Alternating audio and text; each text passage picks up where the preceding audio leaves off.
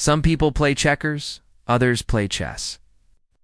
And then there was Denise, a sharp, determined woman whose late grandmother left her a massive plot of undeveloped land just outside a booming city. It was her inheritance, her legacy, and Denise had no intention of selling it. But the HOA board next door thought otherwise. Developers, backed by the HOA president, had their eyes on her property.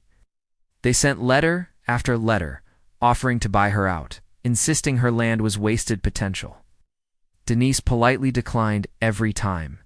What they didn't know was that Denise had been studying real estate law for years, preparing for just this kind of battle.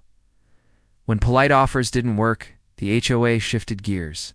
They quietly rezoned the area and began construction. Denise returned from a business trip to find bulldozers tearing into her soil and the framework of dozens of houses rising on her land. 96 homes built without her permission. Most people would have panicked. But Denise, she smiled. She didn't rush to confront them. She didn't shout. Instead, she let them finish. Every nail they hammered, every brick they laid, every driveway they paved only tightened the trap. Because Denise had quietly filed paperwork months earlier, securing her land with airtight legal protections. The HOA assumed she was too quiet, too unprepared to fight back. It couldn't have been more wrong by the time the houses were complete and families started moving in. Denise made her move.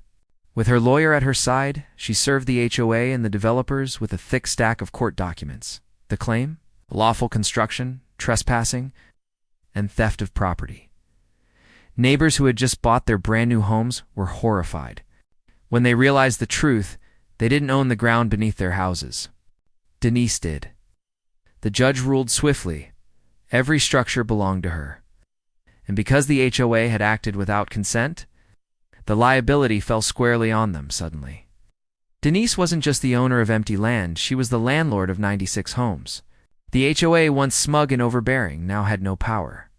Denise collected rent checks each month from the very people who had tried to erase her from her own property. And the HOA president, he had to sit across from Denise at community meetings, forced to acknowledge her authority every single time. Denise didn't just win, she owned the board, literally. Some traps don't need bait. Sometimes you just let arrogance walk right in. * for more interesting and heart-touching stories. Hit the subscribe button now.